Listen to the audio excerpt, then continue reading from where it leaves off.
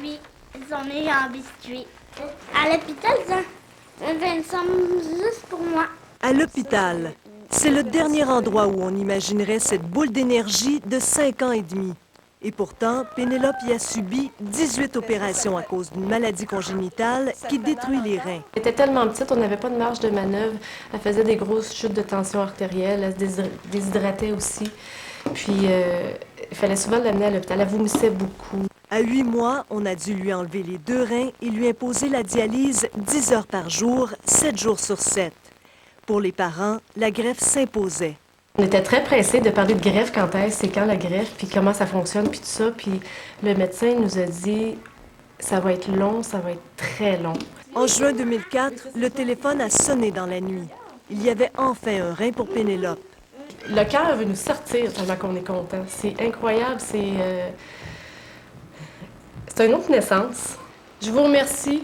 Aujourd'hui, la famille a dit merci à ceux qui ont sauvé Pénélope, l'un des rares enfants à recevoir un rein au Québec. On en fait à peu près, je vous dirais, peut-être trois par année, OK, pour les enfants en bas de 10 ans. Son médecin lui a transplanté un rein d'adulte à cause des risques de complications lorsque le donneur est aussi un enfant. Il explique qu'elle pourrait passer 25 ans avant d'avoir besoin d'un nouveau rein. Au Québec, les enfants qui se retrouvent dans la situation de Pénélope ont la priorité. Les gens de la communauté de transplantation se sont entendus pour dire qu'en bas de 45 ans, les donneurs sont automatiquement offerts aux receveurs pédiatriques, ce qui fait que nos délais d'attente sont beaucoup plus courts. Pendant que 5 jeunes Québécois attendent une greffe, Pénélope protège son bien le plus précieux. Elle est en pleine forme, elle prend bien soin de son rein. Elle est très consciente que c'est un cadeau qu'elle a eu. Esther Normand, Radio-Canada, Montréal. Ralentir près des écoles, c'est une règle de base de la sécurité routière et pourtant les automobilistes semblent l'oublier. Alors cette semaine à Montréal, il y a des parents de l'école primaire Saint-Arsène qui ont décidé de prendre les grands moyens pour leur rafraîchir la mémoire. Caroline Bellé était là. 8 heures le matin, avenue Christophe-Colomb, angle Jean-Talon. Les automobilistes circulent à bonne vitesse sans se soucier qu'ils sont en pleine zone scolaire. À bas les passages piétonniers.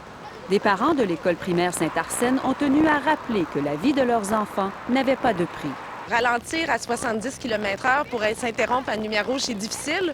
Donc, beaucoup de gens traversent à la lumière jaune, orange et rouge foncé. Et à tous les matins, il y a des enfants qui manquent de se faire rafler par des voitures. Les écoliers ont tenu à faire leur part. Que les autos devant moi avancent vite, puisqu'il y a plein d'enfants qui peuvent se faire frapper. À un moment donné, je m'en allais passer, puis il y a une voiture que sur la rouge, elle a passé tout droit devant moi. D'avoir peur? Oui. En 24 ans de métier, cette brigadière en a vu de toutes les couleurs. J'ai déjà mangé un gros coup de poing sur ma roulette. Par un automobiliste? Oui, madame. Pour quelle raison? Parce que je l'avais arrêté, monsieur n'était pas content. Le problème de vitesse excessive est présent partout à Montréal, et principalement parce qu'il n'existe aucun axe autoroutier pour traverser rapidement du nord au sud au milieu de l'île. Et parce que l'avenue Christophe-Colomb est une artère principale, la vitesse y est donc limitée à 50 km à l'heure près de l'école Saint-Arsène et non pas à 30 km à l'heure. C'est comme une voie, c'est comme un boulevard, une autoroute même, ça va très vite. Préoccupée par les comportements d'automobilistes délinquants, la Ville de Montréal a récemment mis sur pied une brigade circulation, en plus de demander à Québec la permission de réduire les limites de vitesse et d'interdire le cellulaire au volant.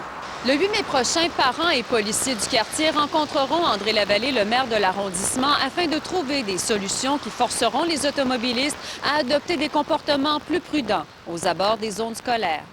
Caroline Bellé, Radio-Canada, Montréal. La gestion des appareils de loterie vidéo n'est pas simple. L'Auto-Québec a décidé de les sortir des bars pour les installer dans les hippodromes, mais ça se fait graduellement parce que la Société d'État craint que le crime organisé ne prenne le contrôle du marché si le retrait est trop rapide. D'autres provinces ont aussi recours à cette solution. Yvan Côté s'est penché sur l'expérience ontarienne. Hippodrome du Rideau Carleton à Ottawa. Les conducteurs tournent au ralenti. C'est l'entraînement matinal. Aujourd'hui, aucune course n'est à l'horaire. Pourtant, 4000 personnes vont franchir les portes de l'établissement. La question ici n'est pas de savoir sur quel cheval parier, mais quel appareil va payer. On les appelle le crack cocaine du jeu de hasard. C'est vraiment facile de devenir dépendant. Pour limiter les problèmes reliés au jeu, l'Ontario, tout comme la Colombie-Britannique, ne permet les appareils de loterie vidéo que dans les casinos et ses 17 hippodromes. Implantée il y a 8 ans, la formule a permis, selon la Commission ontarienne des loteries et du jeu, de sauver les hippodromes tout en rapportant près d'1 milliard par année à la province.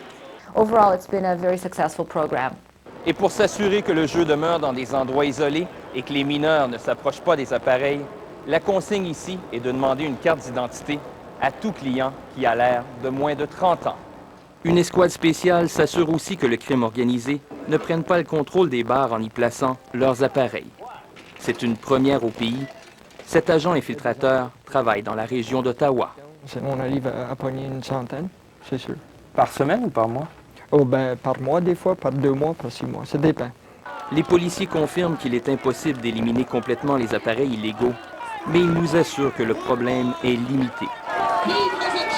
Les appareils de loterie vidéo sont ceux qui créent le plus de dépendance et dans lesquels les mises annuelles par joueur sont les plus élevées. Ces appareils, ils sont conçus pour créer la dépendance, les lumières, les sons, la cadence. C'est pourquoi plusieurs, dont le sénateur Jean Lapointe, veulent que le modèle de l'Ontario soit suivi partout au pays. Puis quand l'Auto-Québec, par l'entremise de M. Roy, dit qu'on va retourner aux alliés archaïques où il y avait 40 000 machines interdites, jamais. Des chiffres gonflés selon le sénateur. Pour changer les choses, il faut une volonté politique. Oui, c'est possible. C'est possible de les contrôler. Il faut que le monde, il faut qu'on a besoin de l'unité, puis il faut que cette unité soit concentrée sur ces jeux-là. L'Auto-Québec a plutôt pris la décision de retirer le tiers des appareils d'ici 2007. Yvan Côté, Radio-Canada, Ottawa.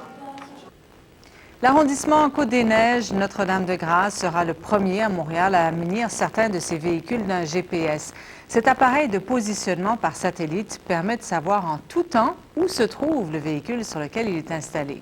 La Ville assure que l'objectif, c'est d'améliorer les services, pas de traquer ses cols bleus. Mélanie Bourgeois. C'est pas plus gros qu'un téléphone comme ça.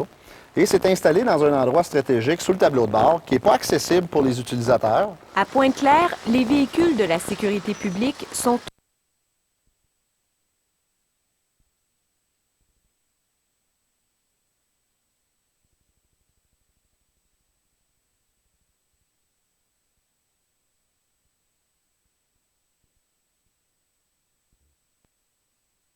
les épaules des enfants. Une expérimentation des parents dans le marché.